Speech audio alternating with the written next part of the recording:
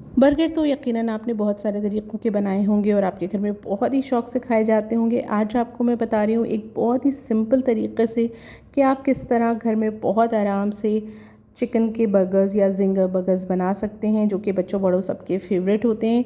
बहुत ही आसान तरीक़ा है, बहुत ही आसान सी चीज़ें हैं, बहुत ही सादा सी अज्जा हैं जो आपके घर के किचन से ही आपको मिल जाएंगे। तो चलें बनाना स्टार्ट करते हैं। बिस्मिल्लाहिर्रहमानिर्रहीम। अस्सलाम वालेकुम। यहाँ पर मैंने ले लिया है आधा किलो चिकन। अच्छा, यहाँ पर मैंने स्पेशली बोनलेस चिकन नहीं मंगवाया था, बल्कि जो मेरे घर में रेगुलर चिकन आता है उसी में से ही बोनलेस निकाल के मैंने उसको थोड़ा सा इस तरह से कर लिया है, और ताकि मेरे पास फिलेज रेडी हो जाएं। और अब मैं इसमें शामिल कर रही हूँ 1 टेबल स्पून सिरका या कि वाइट यानी कि विनेगर। 1 टेबल स्पून मैंने इसमें शामिल किया है सोया सॉस। ये हम मैरिनेशन तैयार कर रहे हैं चिकन के लिए। 1 टीस्पून मैं इसमें शामिल कर रही हूँ सॉल्ट।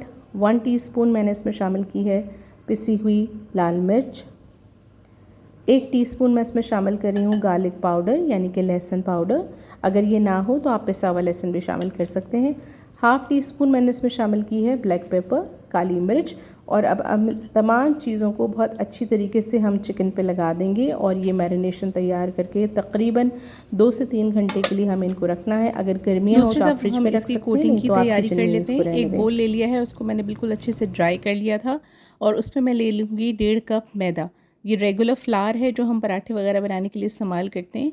यहाँ पर मैंने 1 कप फुल और हाफ़ कप लिया है। उसके बाद मैंने डाला है इसमें 1 टीस्पून नमक, 1 टीस्पून मैंने डाली है पिसी हुई लाल मिर्च और 1 टीस्पून मैं इसमें शामिल कर रही हूँ चिकन पाउडर। अगर आप मिर्चें कम खाते हो तो आप यहाँ पर जो लाल मिर्च है उसकी जगह हाफ़ टी स्पून काली मिर्च कर लीजिएगा, ताकि ज़्यादा मिर्चें तेज़ ना हो। और अगर आपको स्पाइसी खाना पसंद है तो आप इसी तरह कर लीजिएगा और इसको अच्छे से मिक्स कर लीजिएगा।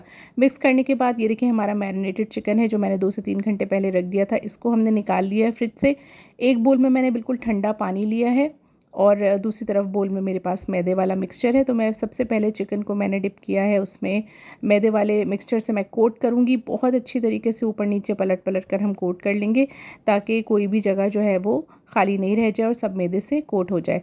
और जब ये अच्छे से कोट हो जाएगा एक बार, तो फिर हम इसको ये जो पानी हमने ठंडा वाला लेके रखा हुआ है इसमें डिप करेंगे और फ़ौरन ही डिप करके निकाल लेंगे वापस। और फिर से यही वाली मैदे की कोटिंग जो है वो हम करेंगे और उसका तरीका भी मैं आपको अभी डिटेल में बताती हूँ। ये देखें, मैंने पानी में डिप किया और उसके बाद दोबारा से हमने मैदे की कोटिंग में डाल दिया। अब यहाँ पर थोड़ी सी मेहनत आपको करनी है, हाथों की मदद से आपको दबा दबा के इसको बहुत अच्छी तरह से मैदे में कोट करना है। इसको हमें इतना कोट करना है कि इसके छोटे छोटे से क्रम्स से इसके ऊपर निकल जाएं और आपको नज़र आएगा कि ये बहुत अच्छा सा रेडी हो गया है और बहुत अच्छे से सब तरफ से कोट हो गया है। क्योंकि जितने अच्छे आपके इस मैदे के क्रम्स बनेंगे ना, उतना ही अच्छा ज़िंगर का टेक्सचर निकल कर आएगा। तो ये देखें, बहुत अच्छे से मैं इसको दबा दबा कर बार बार कोट कर रही हूँ, ताकि कोई भी हिस्सा ड्राई वो वेट ना रहे, सब ड्राई हो जाए। ये देखें कितने अच्छे से इसके क्रम्स बन गए। ये देख रहे हैं, आपको नज़र आ रहे होंगे, इसके ऊपर एक लेयरिंग सी हो गई है बहुत अच्छी। अब इसको इसी तरह से हम ट्रे में रख लेंगे और तमाम जितने पीसेस हमने रेडी किए हैं चिकन के बोनलेस, उन सबको इसी तरह से कर लेंगे। आप चाहें तो इसी तरह से इनको फ्रीज़ भी कर सकते हैं, जब आपका दिल चाहे आप इनको डीप फ्राई कर लें और अपने बर्गर्स तैयार कर लें। दूसरी तरफ मैंने फ्राइंग पैन रख दिया था, उसमें ऑयल अच्छा खासा डाल के और मैंने रख दिया था गर्म होने के लिए, क्योंकि ये जो हमारे ज़िंगर के फ़िले हैं ये डीप फ्राई होंगे। तो जब वो तेल अच्छा सा गर्म हो गया तो फिर मैंने इसमें ये फ़िले डाले। अच्छा, एक बार आपका ऑयल जो है वो गर्म हो जाए तो फिर आप उसके बाद इसमें ये चिकन के पीसेस डाल के और जो चूल्हे का फ्लेम है उसको लो टू मीडियम कर दीजिएगा, क्योंकि ये बिल्कुल कच्चे हैं, कोई स्टीम वगैरह नहीं हुए हुए, तो इनका कुकिंग टाइम थोड़ा सा ज़्यादा होगा और ये अंदर से कच्चे ना रह जाएं, इसलिए आपको इनको मीडियम फ्लेम पे कुक करना होगा। और ये देखें, दोनों तरफ से माशाल्लाह से फ्राई हो गए हैं और बहुत ही क्रिस्पी हैं, आपको अंदाज़ा हो रहा होगा मेरे उठाने से। और इसी तरह से हम सारे के सारे रेडी कर लेंगे। अब मैं यहाँ सॉस बनाना बता रही हूँ। यहाँ पर मैंने हाफ़ कप होममेड मेयोनीज़ लिया, इसकी रेसिपी मेरे चैनल पे मौजूद है। 1/4 टीस्पून नमक डाला है इसमें, 1/4 टीस्पून मैंने कुटी हुई लाल मिर्च डाली है, 1/4 टीस्पून ऑरिगेनो डाला है और तकरीबन 2 टेबलस्पून मैंने इसमें डाला है टोमेटो केचप।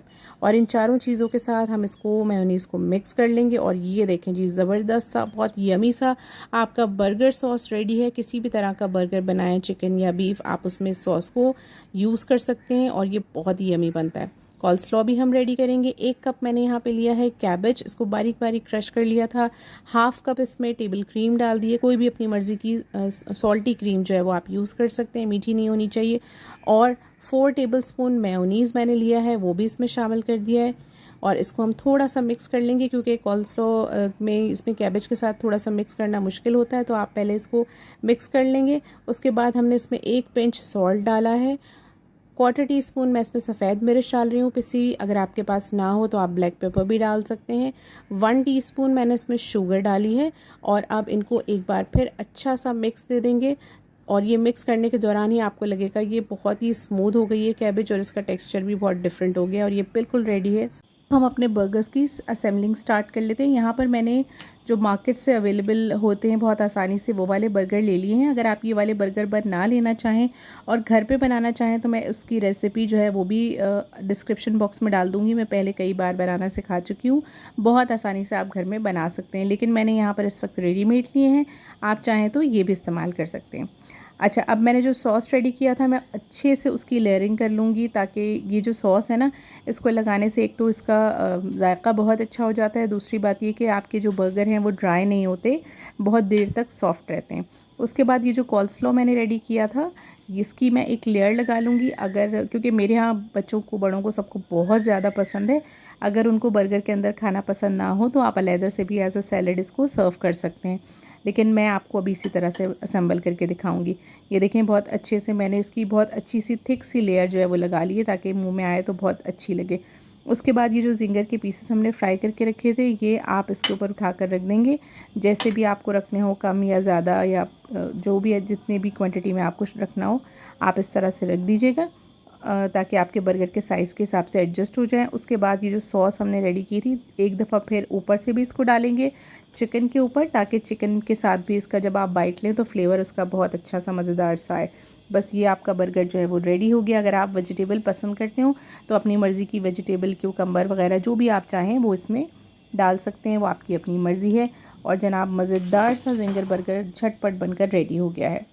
रेसिपी अच्छी लगी हो तो फैमिली और फ्रेंड्स के साथ ज़रूर शेयर कीजिएगा। इसको इसी तरह तमाम एक्सेसरीज़ के साथ बनाइएगा और मुझे कमेंट करके बताइएगा कि ये बर्गर आपके कैसे रेडी हुए।